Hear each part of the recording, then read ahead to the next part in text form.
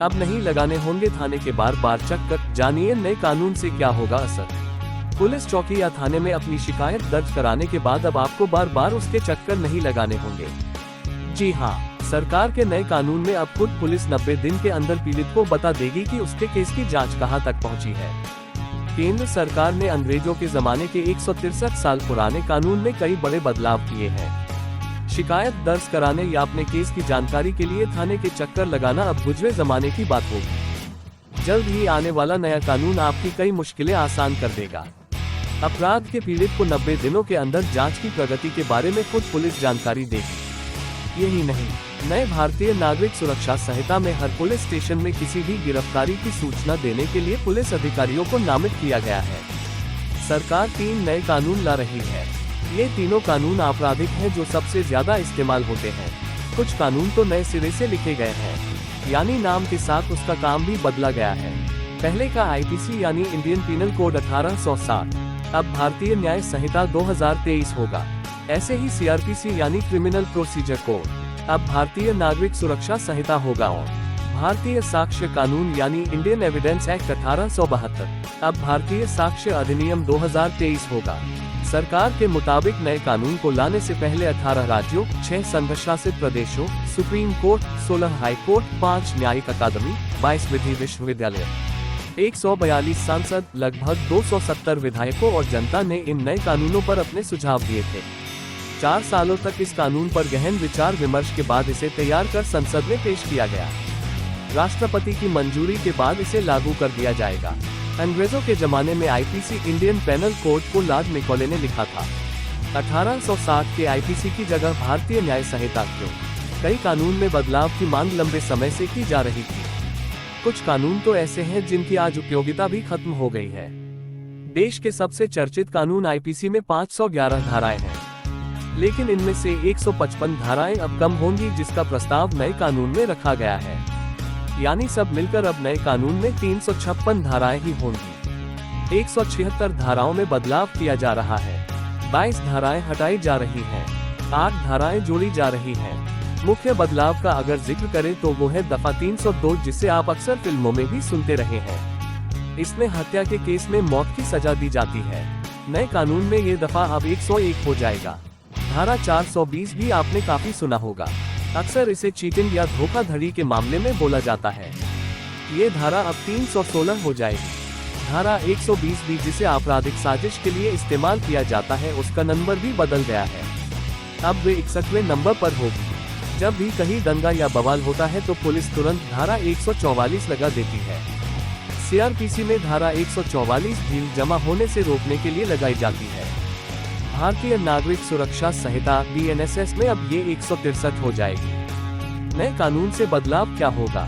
IPC की जिस धारा लो लेकर सबसे ज्यादा चर्चा हो रही है वो है राजद्रोह। हाल के दिनों में सरकार और विपक्ष के बीच ये बहस का मुद्दा भी रहा। नए कानून में धारा 124 बी को पूरी तरह खत्म किया जा रहा है। आमतौर पर लोग इसे देशद्रोह कहते हैं, लेकिन अंग्रेजों के समय में ये राजद्रोह था। ये धारा राजद्रोह की है, देशद्रोह की नहीं है। देश के खिलाफ लड़ाई छेड़ने के मामले की एक अलग धारा आईपीसी की सेक्शन 121 में है। अगर आपको मुंबई के ताज होटल में 26 नवंबर 2008 में हुआ हमला याद हो तो उसे अंजाम देने वाले पाकिस्तानी आतंकवादी अजमल कसाब के खिलाफ यही धारा लगाई गई। देशद्रोह के नाम पर जो नया कानून बन रहा है उसमें कई बातें नई हैं। सशस्त्र विद्रोह, देश को तोड़ना, अलगाववादी गतिविधियों में शामिल होना, देश की एकता अखंडता को खतरा पहुंचाने जैसे अपराध को नए कानून में जोड़ा गया है।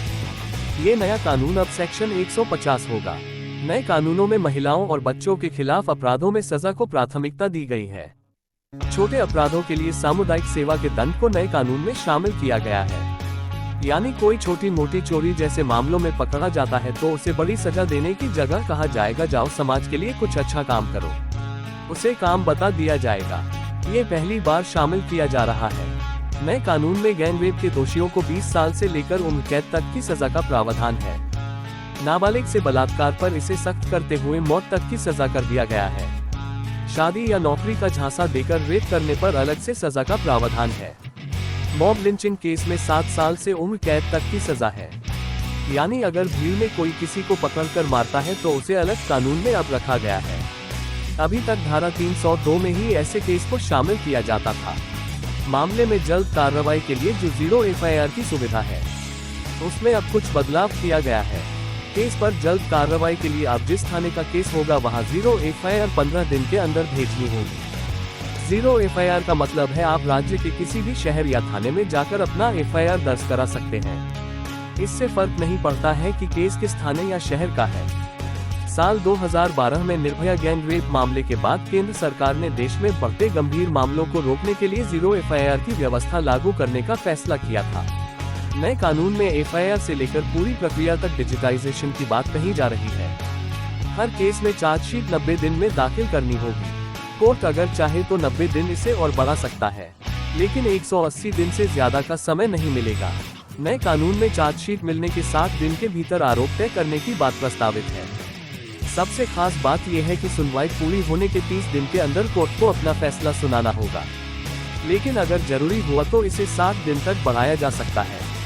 अदालत का फैसला 7 दिन के अंदर ऑनलाइन उपलब्ध कराने की बात कही गई है। समरी ट्रायल को 3 साल की सजा में अनिवार्य किया जाएगा। पहले ये 2 साल तक की सजा में अनिवार्य था। माना जा रहा है कि इससे सेशन कोर्ट में केस की संख्या में 40% तक की कमी आएगी। निचली अदालतों में इससे न सिर्फ काम का बोझ कम हो सकेगा बल्कि मामलों के निपटारे में भी तेजी आएगी। दरअसल समरी ट्रायल का मतलब है कम गंभीर मामलों की तेजी से सुनवाई करके इसका निपटारा करना। इनमें वे केस शामिल होंगे जिनकी अधिकतम सजा 3 साल तक की है। मामले के तुरंत निपटारे और सही जांच के लिए नए कानून में किसी भी क्राइम सीन में अब फॉरेंसिक टीम का वहां जाना जरूरी कर दिया गया है। नए कानून में पहली बार अपराध करने वाले को 1/3 सजा काटने के बाद खुद जमानत मिल जाएगी, लेकिन आजीवन कारावास या मौत की सजा पाए व्यक्ति को ये छूट नहीं मिलेगी।